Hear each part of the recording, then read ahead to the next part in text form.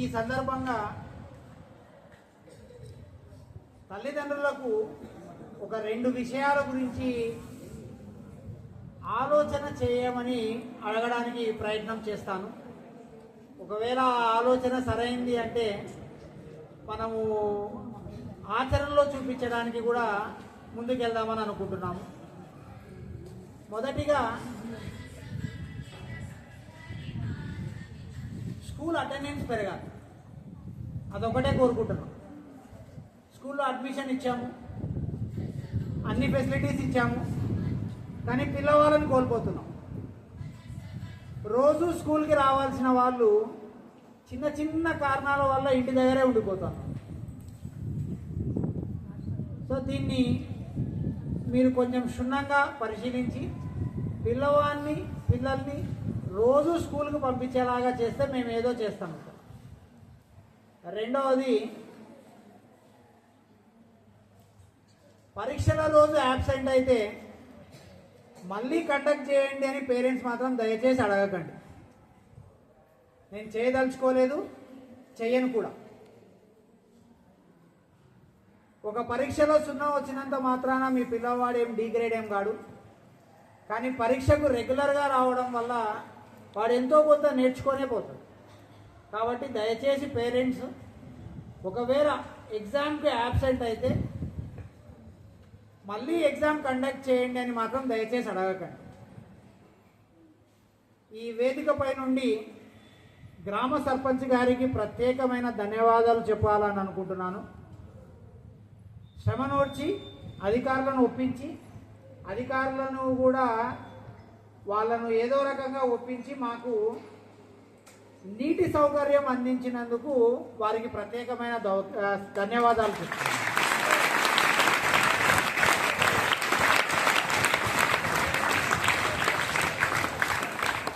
నీటి సౌకర్యం లేక చాలా ఇబ్బంది పడ్డాము.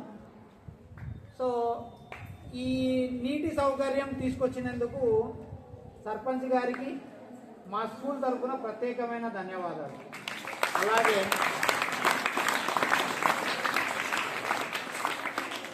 పేరెంట్స్కు మరియు స్టూడెంట్స్కు ఒక చిన్న సూచన.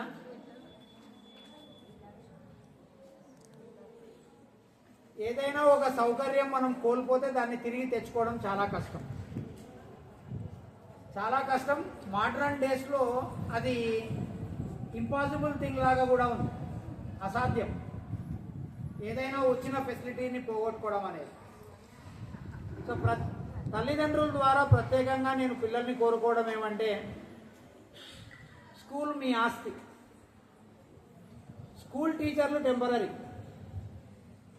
స్కూల్ మీ ఆస్తి. ఆ స్కూల్లో ఉన్న ప్రతి ఒక్క విషయము మీ ఆస్తే.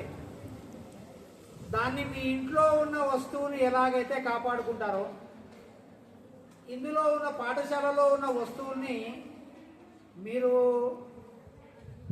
అభివృద్ధి చేయకపోయినా పర్వాలేదు, కానీ వినాశనాన్ని మాత్రం చేయకూడదు. ఏదైనా కానీ వినాశనం చేసే హక్కు మనకు లేదు. సృష్టించని దాన్ని వినాశనం చేసే హక్కు మనకు లేదు. కాబట్టి ఉన్న ఫెసిలిటీస్ ఏవైనా కానీ, చిన్న బల్బు నుండి ఒక ట్యాప్ వరకు అదంతా మీ ఆస్తే. మీరు పోగొట్టుకుంటే రేపు పొద్దున మళ్ళీ మీ జూనియర్స్కు ఇవ్వరు. మీ జూనియర్స్, మా సీనియర్స్ మాకు ఇన్ని ఫెసిలిటీస్ మిగిలిచ్చి వెళ్ళారు అని మీ గురించి మంచి చెప్పుకునే పరిస్థితిలో ఉండాలి అని కోరుకుంటున్నాను. కాబట్టి దయచేసి పేరెంట్స్ పిల్లల్ని కౌన్సిల్ చేయండి. ఈ స్కూల్లో ఉన్న ప్రతి వస్తువు మన ఆస్తి, దాన్ని కాపాడుకోవడం కూడా మన బాధ్యత అని కొంచెం గైడ్ చేస్తే తరతరాలకు ఈ ఆస్తి మిగులుతుంది. రెండవది, ప్రత్యేకంగా స్కూల్ విషయంలో ఒక్కసారి పాఠశాలలో చేరిన తర్వాత విద్యార్థి తన ఇండివిజువల్ ఐడెంటిటీని కోల్పోతాడు. అంటే ఇక్కడ ఉన్న పిల్లలందరూ కూడా వాళ్ళ పేర్లతో ఎవరు గుర్తుపెట్టుకోరు.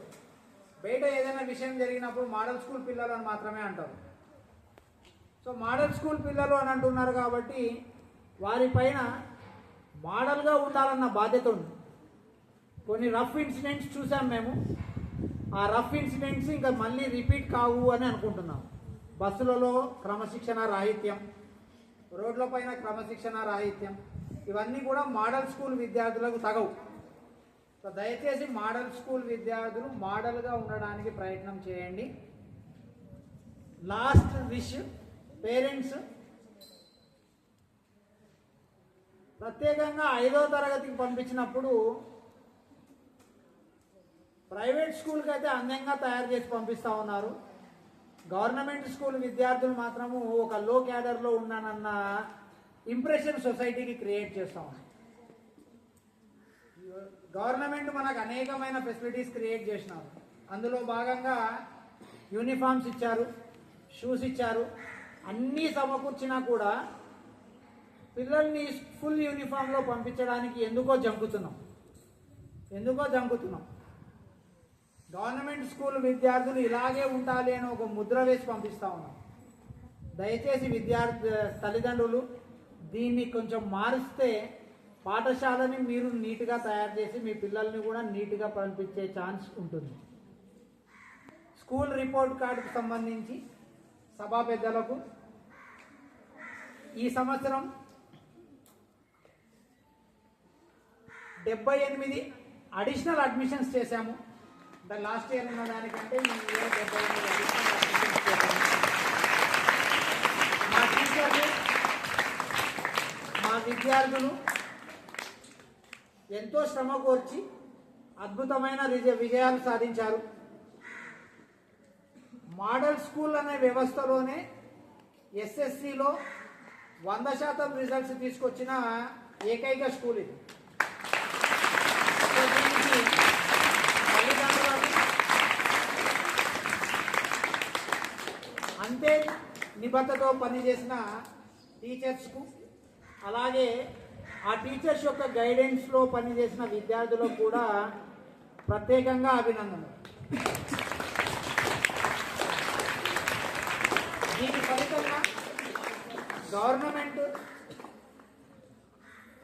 ఇంటర్మీడియట్ విద్యార్థులకు ఎంసెట్ మెటీరియల్ ఇవ్వడం జరిగింది. అలాగే మోడల్ స్కూల్లో ప్రత్యేకంగా మన అటెండెన్స్ పర్సెంటేజ్, ఈ ఎంట్రన్స్ కోచింగ్ల కోసం ఉన్న అటెండెన్స్ పర్సెంటేజ్ చాలా గణనీయంగా పెరగడం వల్ల ఎంట్రన్స్ కోచింగ్ కూడా బాగా రెగ్యులర్గా జరుగుతూ ఉంది. ఏబుల్ సపోర్ట్ జరుగుతూ ఉంది. అంటే ఎటువంటి కార్పొరేట్ కళాశాలలో ఎంతో ఖర్చు చేసి మనం పెట్టుకోవాల్సిన విద్యకు ఇక్కడ ఫ్రీగా అందిస్తున్నాం. ఐఐటి కోచింగ్ జరుగుతూ ఉంది, రెగ్యులర్గా నీట్ కోచింగ్ జరుగుతూ ఉంది. అంటే 2 ఏళ్ల ముందే విద్యార్థులని కాంపిటేటివ్ ఎగ్జామ్ కోసము తయారు చేస్తూ ఉన్నాం. దీనంతటికీ కూడా ప్రధానమైన కారణం పిల్లలు దాన్ని బాగా ఉపయోగించుకోవడం వల్ల. సో తల్లిదండ్రులని కోరుకోవడం,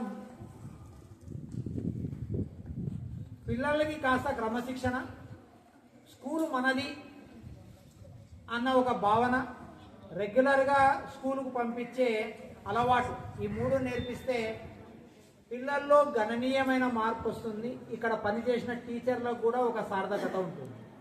నాకు ఈ అవకాశం ఇచ్చిన పెద్దలందరికీ కూడా